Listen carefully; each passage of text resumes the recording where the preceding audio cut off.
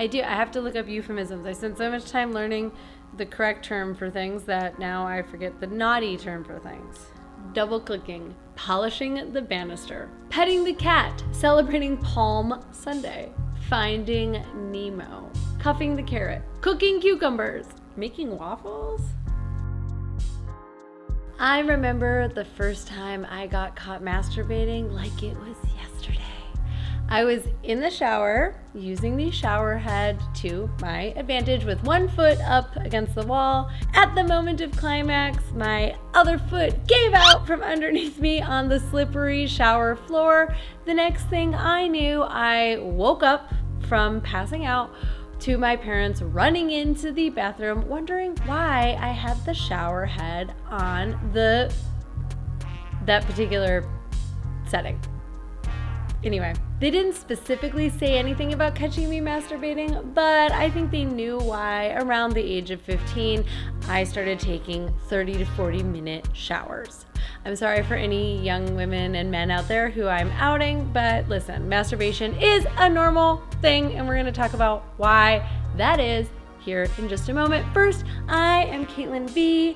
I am the creator of the Come When You Want Masterclass for lasting longer in bed. And in that masterclass, I recommend to men that they masturbate for at least 15 to 20 minutes at a time.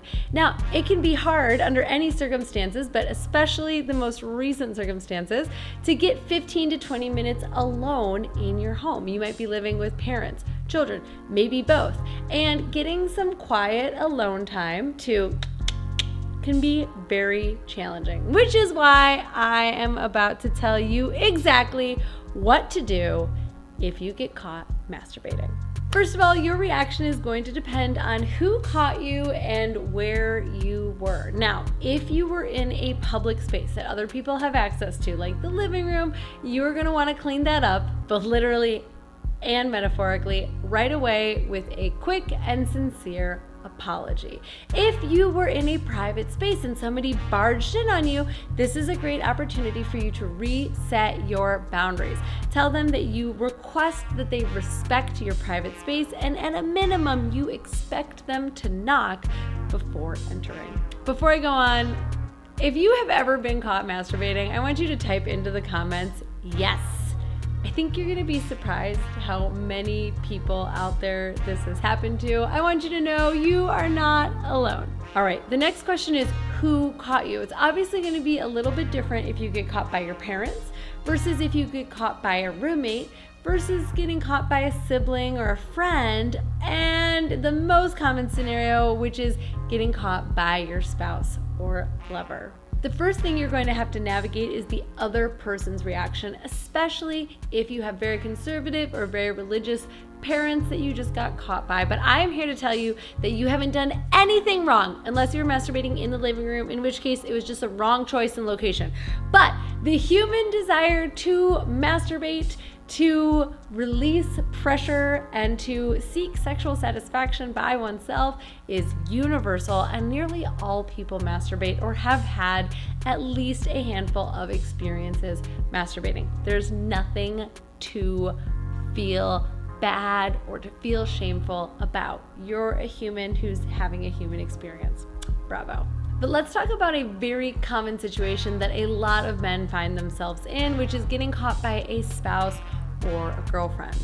Now, depending on the type of household that she was raised in, she might have a wide variety of reactions, from shame and judgment all the way to curiosity, enthusiasm, and wanting to join in. No reaction is particularly bad. They tell us more about her than they do about you. But that said, there are a couple different things to navigate here, so let's dive into them. A lot of women will think that just because you're in an exclusive sexual relationship with her means that you no longer need to masturbate. Therefore, finding yourself beating your meat might lead her to believe that she's not enough for you, that you're not attracted to her anymore, and if she finds you watching porn, she might be concerned that she's not enough in the sexual adventure department, or that you need more variety than just her. This is a great opportunity for you to just jump in and reassure her how attracted you are to her, how much you love the sex life that the two of you share, and maybe give her some really specific examples of how she turns you on so that she can feel safe and still a part of your shared sexual life. You can also remind her that masturbation and sex serve two very different purposes, and I would invite her not to take your masturbating personally, because it's really not about her, and you can deliver that message to her in a really loving way while still not issuing an apology, because for the most part you haven't done anything wrong. More on that in just a second. Now, of course, there's the more positive side, which is that if she doesn't have a negative reaction, why not offer to give her a little show or invite her in to lend you a helping hand? A fun and lighthearted response is perfectly acceptable here. Remember, you got caught doing something that almost all human beings do. It's not like you were, smothering a kitten with a pillow. It's not like you got caught crocheting your ex's name into a quilt, or breaking all of her valuables one by one, or farting on her makeup brushes. I swear to God, please don't put makeup brushes anywhere near anyone's anus. I'm so sorry that I even put that idea in your head. I can't unhave this idea. I'm gonna go clean all my makeup brushes immediately after I finish filming this video. Anyways, the moral of the story is that you didn't do anything wrong, and therefore you need not experience any shame. Now, that said, you still might have a reaction of like, you might want to go and cover yourself up. You might feel a lot of embarrassment. That's perfectly understandable. It's kind of shocking and surprising for all parties involved, but a cleanup, a clear and effective communication about what happened as quickly as possible is how you're going to mitigate all of the harm and the hurt feelings and the potential negative consequences of your actions. Now, let's say she has a very negative response. I ask you to remember that her response is more about her and her childhood and her thoughts on sex than it actually is about you. And if you take that lens to understand her reaction, this can actually be an opportunity for the two of you to get closer and understand each other on a deeper level. Now, there is one important caveat to this, which is if you are avoiding sex with your girlfriend or spouse and masturbating instead. I once came across this situation with a partner where he stopped having sex with me, but was still masturbating pretty frequently. After a couple weeks of this, I brought it up. I told him that I was really bothered by this, that I really cherished our sexual connection, and that it was really important for me that he sort of save some of his sexual energy to share with me. In having that conversation, I learned that he was mad at me about something that he hadn't brought up and communicated with me yet. We were able to have that communication, get rid of that resentment, and restore our sex life back to a healthy shared space. And yeah, he still masturbated after that, but I no longer felt like it was at the expense of our sex life. And as long as you are masturbating in addition to meeting your partner's sexual needs, especially if you are in a monogamous relationship and therefore have a monopoly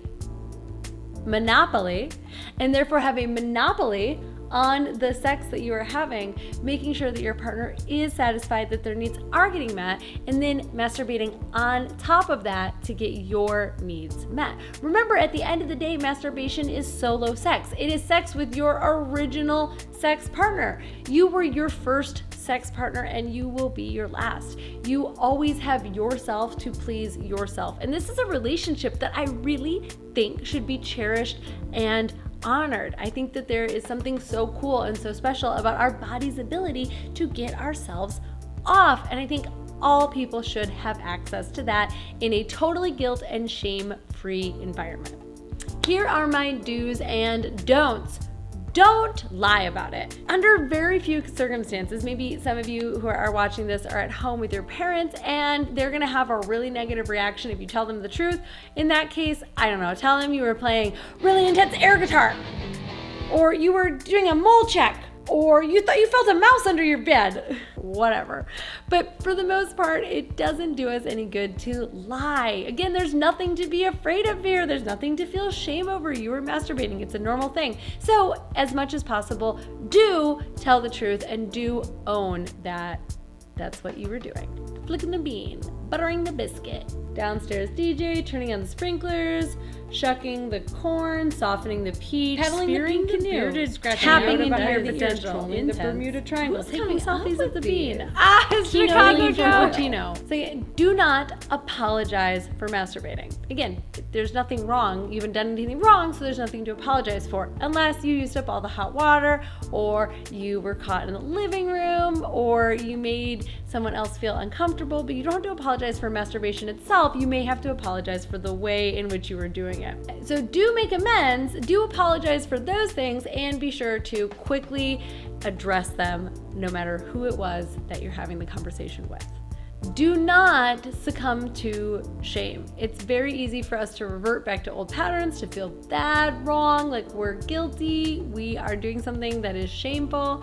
No reason to give into those. If you need to work with a coach on that, to get rid of your sexual shame, I highly encourage you to do that. You can apply for one-on-one coaching with me in the description to this video. Do finish. If you got caught and you're still in the mood, you might as well come. Do remember that you are just like any other human being on this planet, and therefore masturbate. And do realize that if you are at your point of no return, you are going to ejaculate no matter if Mother Teresa walks in on you or a octopus falls out of the sky directly onto you. You are going to finish. That is the point of no return. Don't feel bad if you get caught at that moment and you end up ejaculating. Again, it's just it's like a feature of the human body. We sometimes vomit. Sometimes we ejaculate. Well, not all of us, but technically all of us can ejaculate. Men and women, ejaculation, that's a different video. In fact, that's a whole different masterclass. All right, if you liked this video, give your girl a thumbs up. Make sure that you are subscribed. Smash that bell so that I will pop into your notifications every week when I publish a new video. And I wish you the best solitary solo sexual experience possible. Go out there and beat that meat.